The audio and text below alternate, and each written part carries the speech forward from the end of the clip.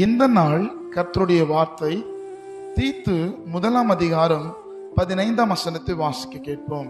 சுத்தமுள்ளவர்களுக்கு சகலமும் சுத்தமாயிருக்கும், சுத்தம் உள்ளவர்களுக்கு சகலமும் சுத்தமாயிருக்கும், அசுத்தம் உள்ளவர்களுக்கும் ஒன்றும் சுத்தமாயிராது. அசுத்தம் உள்ளவர்களுக்கு ஒன்றும் சுத்தமாயிராது. எனக்கு அன்பான தேவ பிள்ளைகளே, ஒருவேளை நீங்க இருக்கிற இடங்களில நீங்க சுத்த இருதயத்தோடு கூட இருப்பீர்கள் என்று சொன்னால் உங்களுடைய செயல்களும் உங்களுடைய எண்ணங்களும் நிச்சயமா அது சுத்தமா இருக்கும்.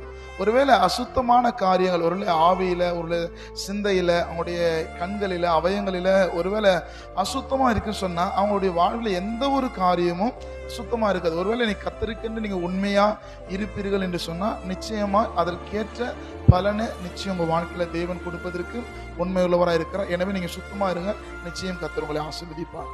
ஆமென்.